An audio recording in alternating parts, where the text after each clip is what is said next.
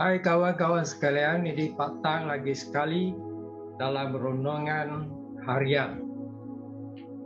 Hari ini saya mau ambil petikan daripada Galatia 5 dan ayat 25-26 sehingga bab 6 ayat 6. Izinkan saya baca Galatia 5 ayat 25 dan 26. Jika kita hidup dalam roh, marilah kita berbuat segalanya dalam roh juga. Janganlah kita menjadi bongkak, saling menyakitkan hati dan berdengki-dengkian sama sendiri. Jadi di sini kita diajar hidup menurut roh, jadi jangan jadi bongkak dan seterusnya. Apabila kita masuk ke dalam bab 6, kita akan dapat lebih teliti lah, lebih detail macam mana kita harus hidup menurut roh.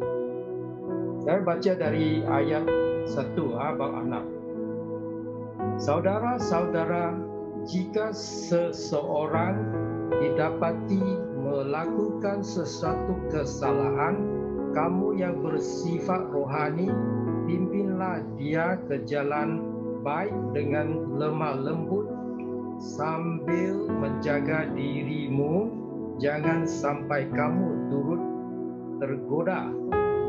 Jadi di sini, ini satu cara macam mana kita hidup menurut roh.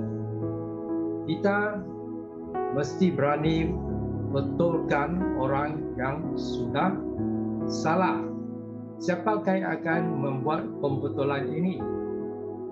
Di sini dikatakan orang yang bersifat rohani. Siapa kata orang yang bersifat rohani? Orang yang bersifat rohani ialah tentu sekali kita pastor atau kita elder atau CGH yang mengajar. Jadi dialah yang layak untuk membetulkan orang lain. Dan kita mesti lakukan inilah kerana kita ialah keluarga Allah. Semua ahli di dalam keluarga Allah ialah member kita, iaitu anggota daripada satu tubuh Kristus. Ayat 1 ini juga ada satu amaran, iaitu kita yang membetulkan orang lain, jangan kita turut tergoda. Kalau kita jatuh, ini akan menimbulkan banyak masalah. Dan orang yang dibetulkan mungkin tidak dapat dibetulkanlah oleh kamu lagi. Jadi kita harus betul lah. Siapa yang betulkan? Orang rohani. Ayat nomor 2. Menanggunglah beban satu sama lain, dan dengan demikian laksanakan hukum Kristus.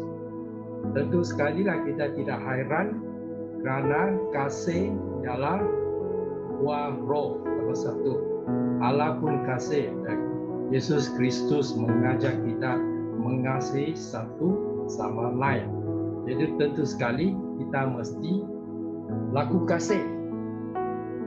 Berkata di sini, menanggunglah beban satu sama lain. Beban ialah kesusahan. Jadi apabila satu orang member kita dalam kesusahan, kita mesti pergi tolong. Kita tak boleh kata, oh ini bukan saya punya pasal, none of my business. Dan tak boleh, kita tak boleh kata macam itu, kerana kita ialah orang yang mengasihi. Kalau kita tanggung kita punya saudara yang beban, kita sebenarnya lakukan hukum Kristus. Seterusnya ayat 3, 4 dan 5 mesti dibaca bersama-sama. Mari kita baca. Ayat 3. Jika seseorang menyangka dirinya mempunyai kelebihan sedangkan dia sebenarnya tidak mempunyainya, maka dia menipu diri sendiri. Apa maksud itu? Macam mana ini boleh berlaku? Orang mulai bermegah-megah. Mungkin dia kata, oh saya punya pelayanan sangat penting. Saya punya pelayanan lebih penting daripada kamu punya pelayanan. Ini semua timbul oleh kerana apa?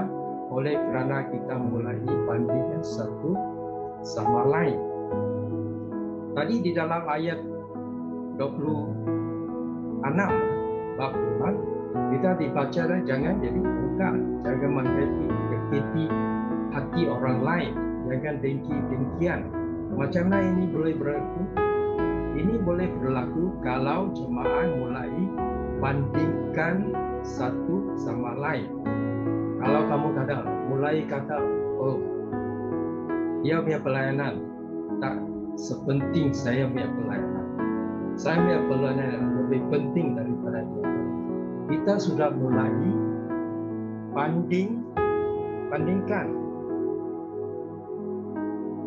Ayat nombor 4. Setiap orang harus menguji kerja sendiri supaya dia dapat memegang atas apa yang ada pada dirinya sendiri saja, bukan berbanding dengan apa yang ada pada orang lain. Itulah punca masalah. Ada orang bermegah-megah. Kenapa? Dia sudah mulai bandingkan dia punya pelayanan dengan orang lain. Ya, kita ini diajar mengatakan jangan bermegah-megah. Kamu akan dianggap sebagai tim kosong dalam apa. Sebaliknya juga jangan kita pandang rendah diri sendiri. Kata, oh saya punya pelayanan tak bagus lah. Saya punya pelayanan kurang penting. Saya kurang cantik lah. Dia lebih handal lah. Dia boleh main gitar, saya tak boleh main gitar. Dia penting. Jangan buat macam itu. Karena itu ialah rendah hati yang palsu. Jangan buat macam itu. Tidak benar. Kita bukan orang yang tak guna. Setiap orang dipilih oleh Yesus Kristus sendiri. Dia yang memberikan kita kuasa, dia yang memberikan kita bakat, dia yang memberikan kita kefahaman. Jadi kita semua ada sekurang-kurangnya satu karunia roh, dan kita harus gunakan kebolehan atau karunia roh yang diberi kepada saya untuk melayani jemaah, untuk melayani Tuhan. Jadi jangan kita menjadi tim kosong dan bermegah-megah tanpa asas. Jangan kita pandang diri sendiri sebagai orang yang tak guna. Itu tidak benar. Karena kita semua orang yang bernilai. Boleh ya, kita terus buatlah kita ya kerja saja. Kita ada tugas yang diberi oleh Tuhan kepada kita. Ayat 5 bunyi macam ini. Ini kerana setiap orang akan menanggung bebannya sendiri. Jadi di sini kita diajar jangan bandingkan dengan orang lain. Kerana apa? Kerana kita setiap orang harus menanggung beban sendiri. Apa ini beban?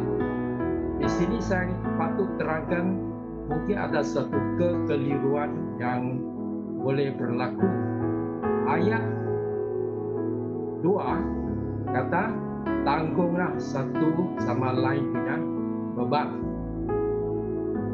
Dan ayat 5 kata tanggung beban sendiri.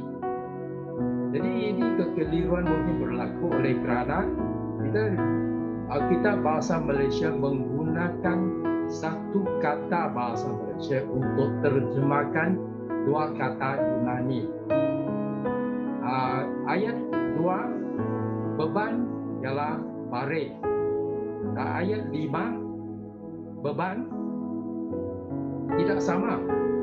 Beban di ayat 5 ialah tugas yang diberi oleh guru Taurat atau pelayanan seorang Kristian. Jadi dia lain sekali. Jadi jangan keliru. Kita dikehendaki jaga kita punya pelayanan. Jangan kita pergi campur tangan dalam orang lain yang pelayanan. Jangan orang lain datang dan campur tangan dalam hidup yang pelayanan. Kecuali kalau saya minta kamu tolong saya dalam pelayanan kita, jangan kamu campur tangan. Jadi ayat 3, 4 dan 5 mengajar kita jangan bermegah-megah jadi tim kosong. Jangan juga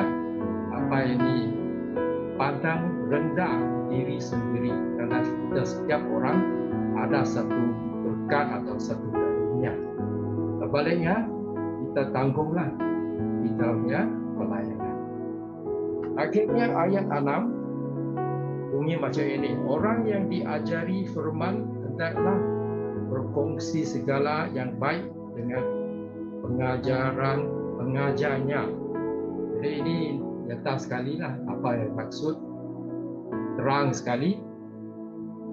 Kita punya pastor, kita punya guru Alkitab mesti dikasihi.